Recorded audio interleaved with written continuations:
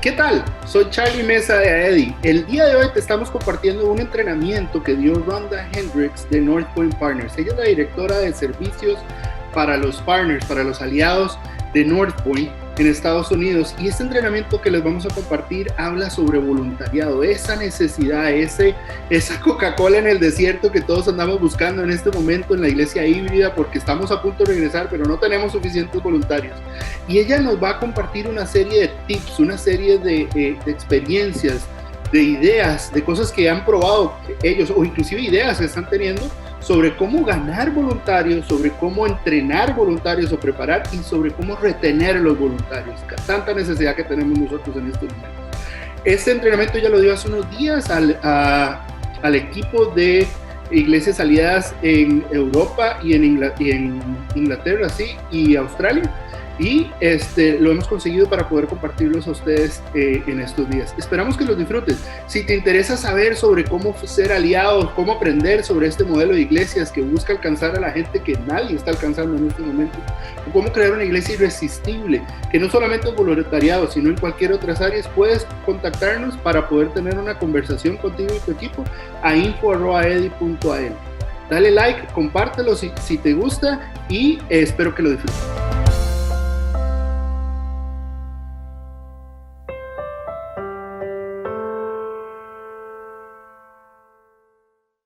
Like Duncan mentioned, I work for North Point Ministries and North Point Partners here in America. I've worked on this team for about 3 years, doing guest experience and what we call ministry services. So we work with executive pastors and directors. And then prior to that, I worked at North Point Community Church, which was one of our largest campuses here in Atlanta. And I led over 1,200 volunteers during my time there.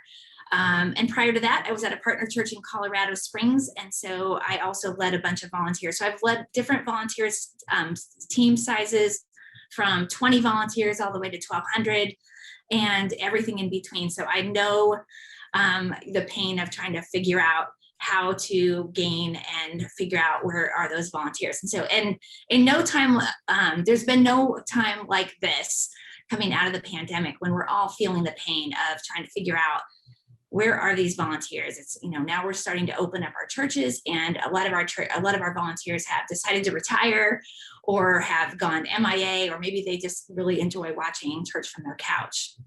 So I thought we would just start off with figuring out what are some ideas, because I feel like this is a season where we've got to be more creative than ever to figure out where are these volunteers, how do we inspire them, how do we get them on board. So I just thought I would just talk through several ideas about how we can actually do that. So here's a few ideas. So I'm just going to walk through and talk about these ideas a little bit. But recruiting rewards, one of our churches did this idea where they put together a jar and they said, hey, for every volunteer that you recruit, you can put your name in a jar. And then at the end of every month, we're going to have a drawing, and there'll be some some gift card or some sort of reward for recruiting volunteers. And that's been helpful and effective for at their church. Of course, friends inviting friends, that's nothing new. This one about utilizing the groups, maybe some of you guys are already doing this, but I think this is a really interesting one to figure out how to partner with your groups director in 2 ways. One, find out who is attending a group already, and maybe they're not already serving, but if they're already engaged in one part of your church, like attending a group, they may be more open and more of a hot lead or a warm lead to inviting them to come and serve on your teams. So that's one way. Another thing in terms of utilizing your groups is really trying to figure out how do you mobilize whole groups to kind of try to serve together. So it's really kind of thinking about like going to your groups director and partnering with them and saying, hey, what would it look like to push this recruiting idea out through groups, and even inviting entire groups to maybe join on a particular Sunday or join maybe in your elementary program, like, hey, what if we serve together, and just to create additional community. The next one here, volunteer. This is something that some of our churches are trying right now. I think it's a neat idea. They do maybe like a once a month Sunday or something like that, where they might serve lunch, and then they just give them a tour, like kind of behind the scenes backstage tour of their church. and maybe meet a few staff members. If the lead pastor is available, that's always helpful too. They get a little vision and they get to see what is actually happening behind the scenes. And that's like not while it's happening, versus this next one, a sneak peek, is kind of like, hey, here's while church is happening, let's take people on a journey through, let's say for example, you take them into the student ministry and they get to actually see what is happening in there. So they're not afraid of it. So that's kind of nice. This taste and see idea, this is really about asking people to commit to, like, say 2 Sundays. Maybe over the summer you say, hey, these 2 Sundays, would you, you group your Sundays together. Would you be willing to serve for just 2 Sundays over the summer? Or you could say 4 or whatever you want to say, but it's almost that taste and see. Almost everyone would say, oh yeah, I could do 2 Sundays. And then you might have them on the hook. So it's one of those taste and see, try it and you might like it kind of things. I love this next idea, church-wide serve campaigns, and some of you guys may do it.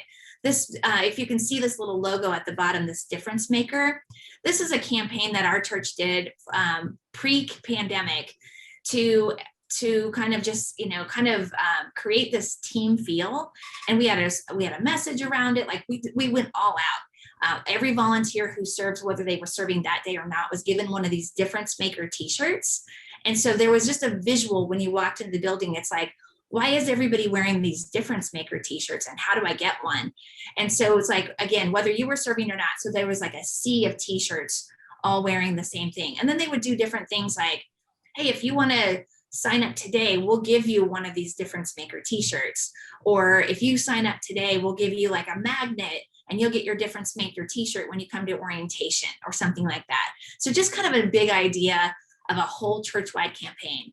We've also done one around best day ever, thinking like, hey, the day we get to serve is the best day ever. And so we've made it kind of a big party and lots of colorful ideas. And then an I Love Sundays. Again, we had t-shirts that said I Love Sundays. And then we had like a Sunday bar out in the lobby, like an ice cream Sunday bar, just to, kind of tie that in and kind of draw people into an idea of, hey, I want to be a part of this. And as you guys know, everybody wants to be on a winning team. So when you begin to see that, wow, look how many people are doing this and I'm not, it's kind of like, wow, I'd love to be a part of this. And especially if you can tie the message into it as well. Here's some other ideas in terms of segmented messaging. I really love this idea. And I think the pandemic kind of showed us more than ever that this was important.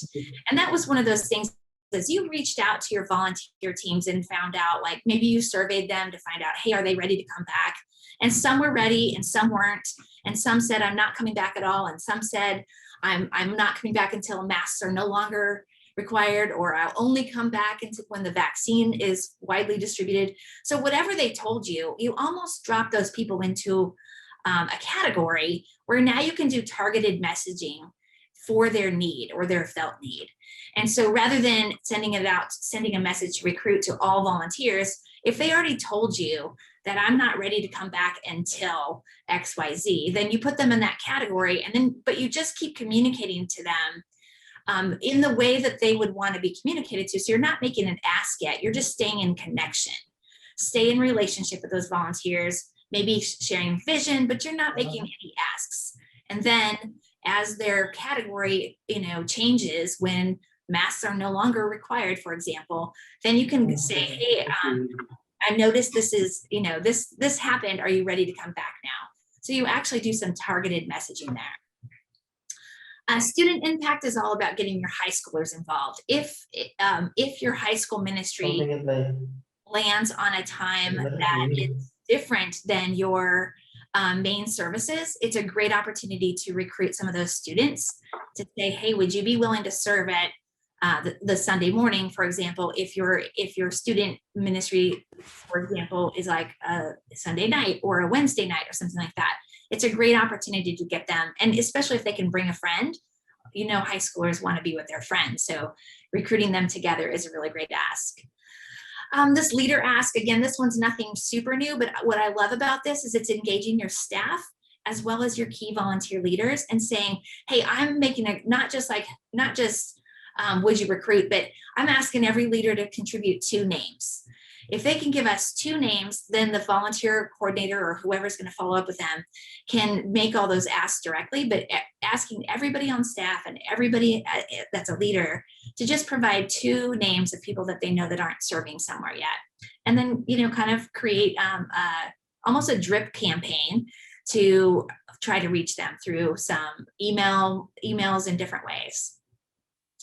Circle back is really going back to if you've kept great records on your volunteers in the past, it's really circling back to those people who maybe stopped volunteering after a while, and then they stopped volunteering for a while, and then they're ready to come back. So maybe they stopped volunteering 2 years ago or something like that.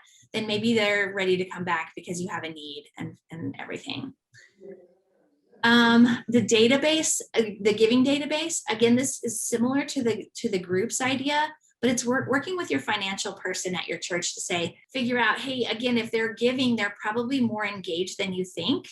But if they're not serving, it's a great opportunity to say, to speak to them uniquely, without calling out that they're giving necessarily, but that they're somewhat interested and engaged in because they're giving part of their treasure to you.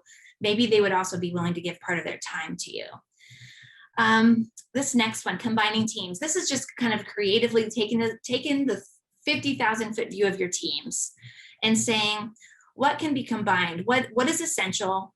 And what could actually be combined, maybe, and taking 2 teams that, at one point were 2 teams, could you combine them together to create a full team?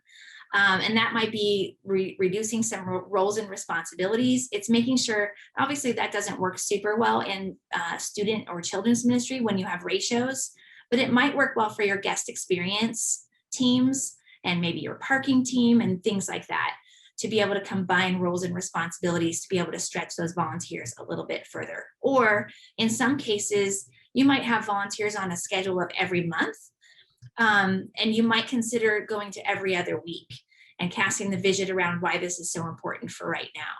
And that's another way to kind of grow that volunteer pool. I think this lead pastor video is a great idea. Having your lead pastor take his cell phone and just doing a quick 30 to 40 second vision cast on why volunteering is important, and kind of, maybe doing 3 or 4 different ones. And they can do them all at once, but just put them in a bank and kind of overuse those. Utilizing those strategically when it makes sense. Sometimes people want to hear from the top person to figure that out.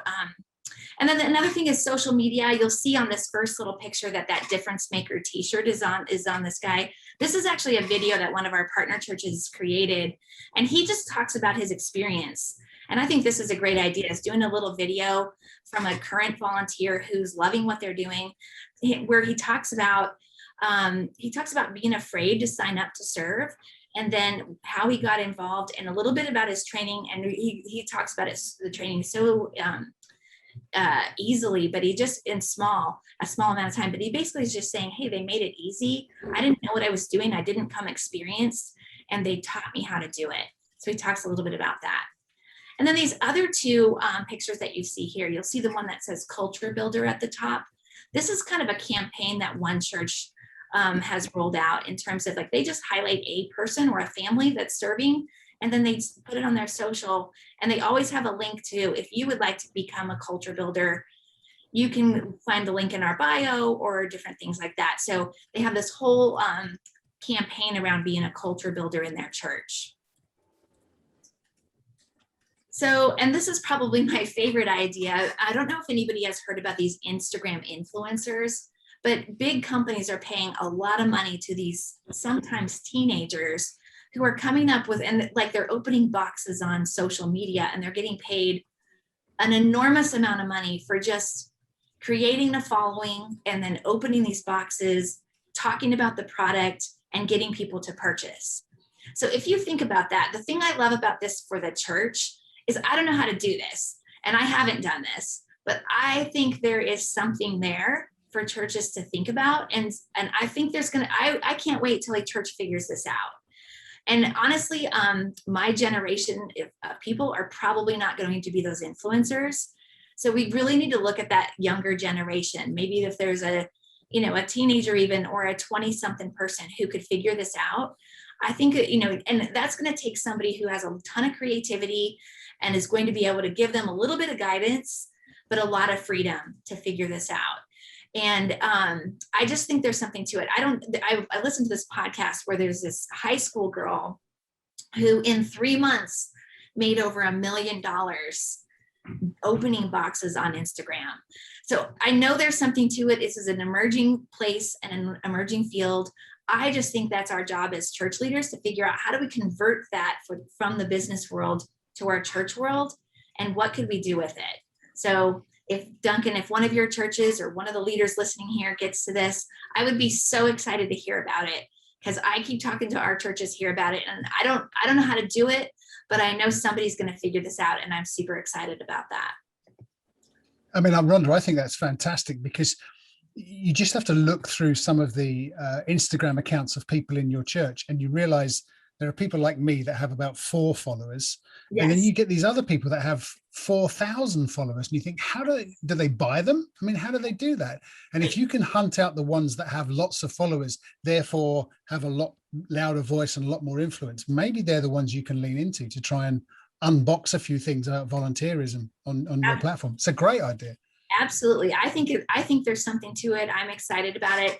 And Duncan, to that point, like, I could see it even being leveraged in a hosting moment on the stage. Like, hey, if you haven't followed this person, and that person's going to get even more followers. Now, obviously, you're going to have like, this person's going to, and maybe it's just on your account. To be honest, maybe it's even 3 or 4 different followers that are people who could all contribute to it. I don't know the answer, but I think it's worth exploring, and somebody's going to figure this out for the church, and I'm excited about that. All right, so training volunteers. I mean, now we got them, hopefully. Now we've built our teams, and now we've got some. Now what do we do with them? The interesting thing about training is never once and done. It's an ongoing process. And, we think we train them on the onset, and then we think, oh, I better create an annual training, or, some sort of a training event for people to come to. And the reality is, no one wants to go to a training event. There's nothing appealing about it. There's nothing exciting about it. No one wants to give their time to a training. Now, I think in the church world, I've seen too often where people say, hey, it's a volunteer appreciation event. We want to appreciate you. And then when they get there, it's really a training. So it's like this bait and switch idea. And so I would say, if you're doing that, consider separating those. Make your training events training, and make your appreciation events appreciation, and make sure that they feel like this wasn't a bait and switch. Now, having said that, what do? We all still need to train our volunteers. Something, again, if the pandemic has taught us anything, I think it's that one of the things I think we need to think through is, are there other ways to train volunteers than making them come in and spending an hour or 2 in our buildings? And that might be that you create some training videos. It might be that you create some training modules where you actually it could be a series of 10 videos where they just work through them, a couple minutes at a time, and they're dropping tons of vision, but you're actually making it kind of fun for them. And then it's repeatable and scalable as well, which is really great. So having said that, how do we actually train volunteers? I'd love to talk about this idea of leading out of a set of values, not rules. Now, what I love about this, and I'm going to use some American examples here, but Southwest Airlines is, they do this at their organization. They lead with a set of values and rules, and their values are that they want to make customers happy, they want on-time departures, and that they don't want it to cost anymore. So, for example, if a person comes up and to the gate and says, hey, I got to the airport early, I'd love to see if there was an earlier flight. They can see on the board that there's an earlier flight to wherever they're going. And as long as, at some airlines say, oh, you have to go down the hall, get in line at customer service, pay $100, pay a fee to make a change. And honestly, we don't even know that you can do that the day of. Southwest Airlines says, will it make my customer happy? Will we still leave on time? And will this cost us any more money to put this person on this flight. So they've pushed the decision making to the gate attendant rather than making you go to the customer service attendant. So they've actually pushed us down. So for us at North Point, we decided to train all of our volunteers around also 3 values. And those 3 values were prioritizing the guest, and anticipating their needs, and removing obstacles. So if you think about that, if we're going to prioritize the guest and we train around that, then volunteers, when they're talking to one another, which they're going to do, but too often they stay talking to one another even when the guest appears. But if they get this embedded in them, then all of a sudden they stop their conversation with a co-volunteer and turn their attention to prioritize that guest. So we're always talking about prioritizing the guest, anticipate their needs, you think about them before they come. What system would actually encourage them? What will they be thinking when they walk in? And thinking about what will they need? What will they be looking for when a new guest walks in? So you're always training your volunteers around those values. And then, of course, removing obstacles. The last thing we want to do is stand in the way of a reason why either a volunteer would join our teams or why a guest would want to come in our building. So we want to remove any obstacle that could possibly be in their way. And that's just across the board with all volunteers. Moving down to clearly communicating the win. If a volunteer doesn't know exactly what their win is, they will manufacture one. So for example, if they didn't have that set of values, they might say, well, my win is to actually build community with my neighbor, my co-volunteer. So they've always got to know what the win is and to be able to go after that. Here's a quick example of that. I went to a sandwich shop with my daughter a few months ago. And when I went in, you could tell that this volunteer or this cashier, not volunteer, this employee had been trained and she did her job technically correct, right? But she missed the most important things. So she missed a win of interacting with the customer. So she took my order, she took my money. Honestly, I always have a complicated order, so I wasn't confident that she actually got it because she didn't interact with me at all. So we went to our seat and I said, what are the odds that my sandwich is going to come out right? We both bet against it. And lo and behold, it actually came out right. And that taught me something. She did the training, she had the transaction right. She missed out on the interaction. And so she put that transaction above the interaction with a guest rather than the interaction being the win. Had she been told and trained on, hey, the interaction with the customer matters, I might have gotten a better experience. Technically, she did her job great. Personally and relationally, there was a lot missing, if that makes sense. And really going back to, celebrating the expressions of the values. This is super important. Andy Stanley loves to say around here, what's rewarded is repeated. And it's so true. We all know that with our kids, if you're training dogs, what's rewarded is repeated. So when we have an opportunity to celebrate an expression of the values, we should do that publicly in front of our other volunteers at every chance that we can. It's one of those things where you're reinforcing not to one person, but to the entire crowd of what you're looking for. And then you want to make that training easy, obvious, and strategic. So if it's difficult, if it's wrong, if the time doesn't work for volunteers, if it's, whatever it is, if you have an obvious and strategic, then they're just not going to do the training and you're going to be frustrated as a leader. And then we go back to ensuring that your training is memorable, meaningful, and motivational.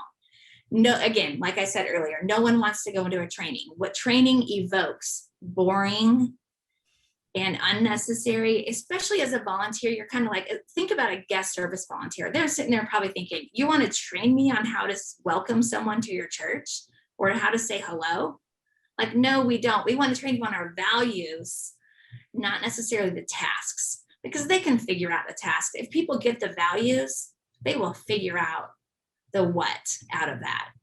So we got to make it memorable. We've got to make it meaningful, and we've got to make it motivational. We've got to inspire people, tell stories that bring up emotion.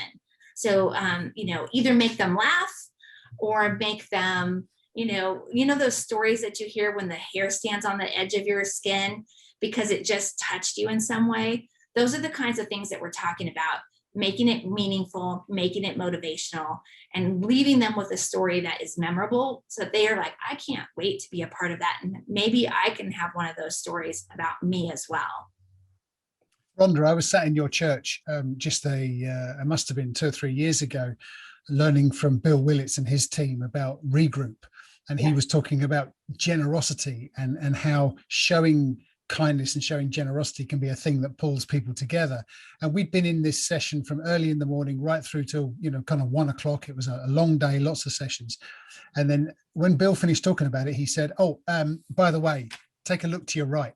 The doors opened and in came trolley loads of Chick-fil-A that just got put out on all the tables.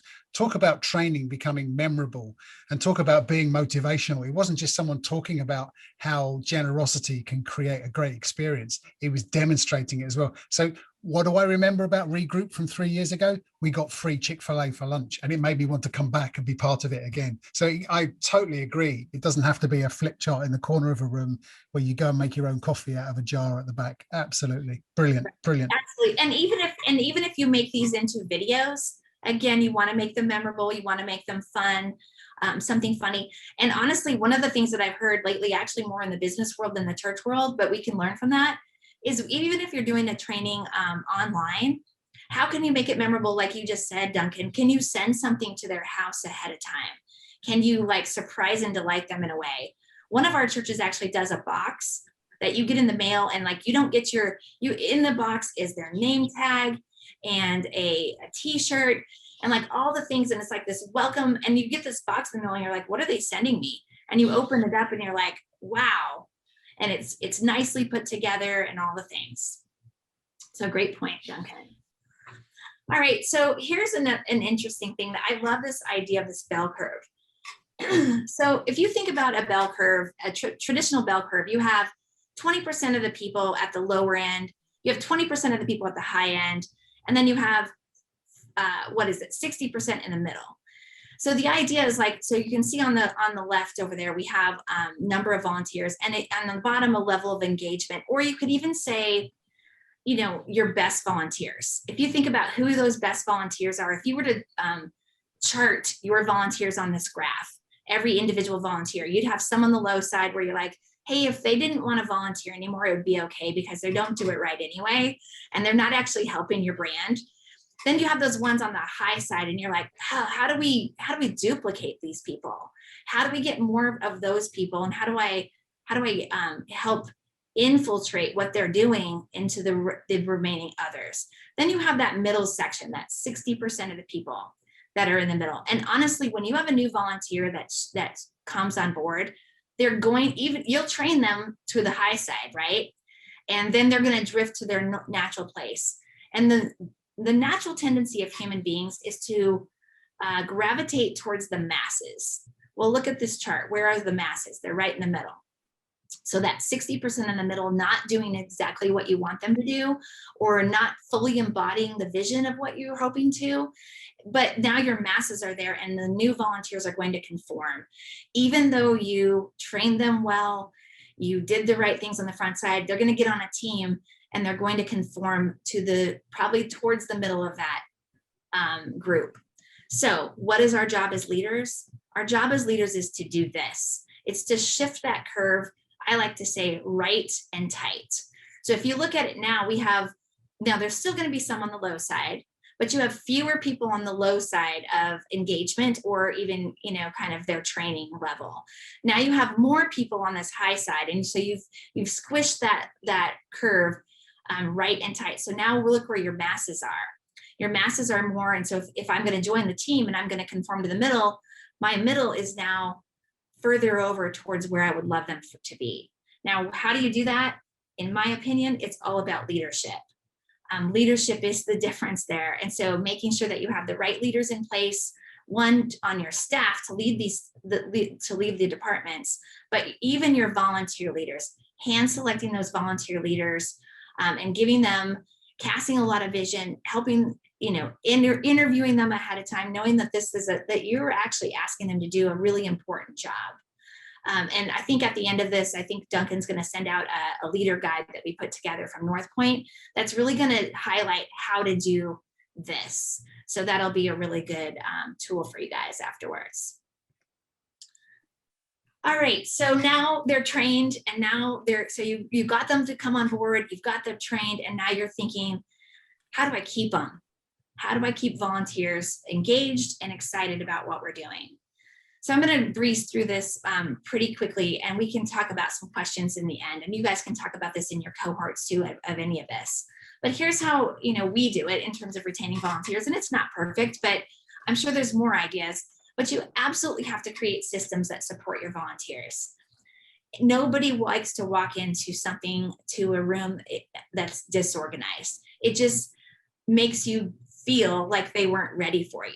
So create systems that say, we're ready for you. We're so glad that you're here, and we can't do this without you. So everything that you do needs to support your volunteers in that way. Use clear and compelling communication. In every single time you talk to your volunteers, whether it's a text, an email, Sunday mornings when you're maybe casting vision, clear and compelling.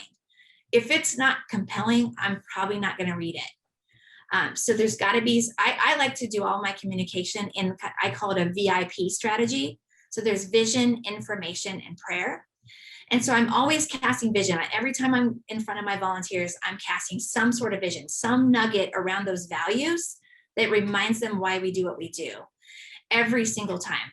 I don't ever stand in front of them or write them an email without that.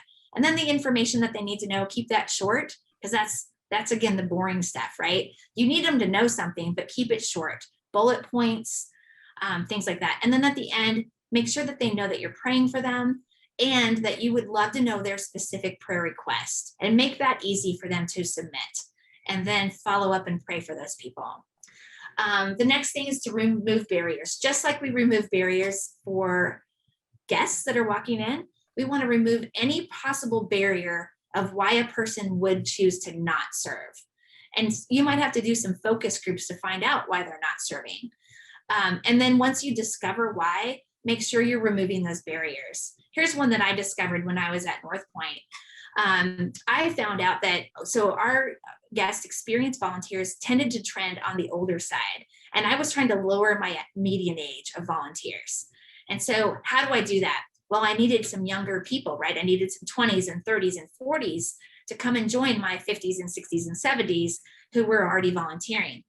But when I went to them, I put together a focus group of anybody between 25 and 40 that I felt had some leadership capacity and capabilities. So I put together that focus group, and lo and behold, they all became leaders afterwards, which was amazing. Not immediately, but when a need opened up, I already had communication with them, and I knew what questions they were asking. I knew they were on the right page, and I got to groom them. But that focus group revealed some things. I learned that the 20s and 30s weren't volunteering in there, one, because everyone was older. So I wasn't attracting them because they didn't belong in their mind. And another reason why we weren't attracting, especially those 30s and 40s, is we had no way to care for their children while we were asking them to serve. So we had to solve that barrier and create a place for their kids to go so that the family could feel like, oh, now I can actually serve because now I have a solution for my children. So think about that. Next, this one I cannot overstress. That's why it's bold. Your volunteers need to feel known and needed. Now, think about, I had 1,200 volunteers that reported to me at North Point. There's no possible way I could help personally them to feel known and needed. But what I could do is I could work with my leaders, help them feel known and needed, and let them work with their own volunteer teams. And when I say leaders, these were volunteer leaders who were caring for a team, and I would groom them and develop them as much as possible. And that was my core group. If I had to, that's not that I didn't talk to other volunteers or even develop or appreciate them or whatever, but my core group that I was going to focus on were my leaders, because I wanted them to turn around and do the same thing. So what's rewarded is repeated. What's modeled is also repeated. So if they started doing that with their own teams, then every volunteer can feel known and needed. If they don't feel known and needed, if they feel like, there was plenty of volunteers today and they didn't actually need me, then all of a sudden they begin to drift off and stop coming because they didn't feel needed that day. This next one I also think is important: give meaningful ministry away.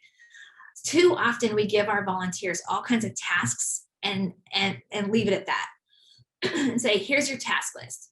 In my opinion, yes, we're going to do some tasks, but ministry is never about the tasks. It's always about the people. So reminding people, like, for example, if I'm going to have a door greeter, if they think their job is to just stand there and hold the door open, I can get a doorstop to do that. It's not about the door, keeping the door open. It's about greeting the person who's walking through the door. It's about engaging. It's that whole, it goes back to that interaction over transaction idea. And then lastly, on this page, evaluate that role of the volunteer. Elevate that. And that's super important. Making sure that they know that the volunteer role is at any level is incredibly important. And you can't do this or pull off your ministry or mission without them. And when they understand their important role and how it ties into the mission, you'll see them engage a little bit higher. And then lastly, can't underestimate this: appreciate your volunteers and find every possible way that you can to appreciate them. I'm a huge believer in the handwritten note. When they get a handwritten, especially in today's day and age when most things come digitally, when they receive a handwritten note in the mail and it's something specific, it is memorable to them and they want to give more of their time and energy to being a part of this mission.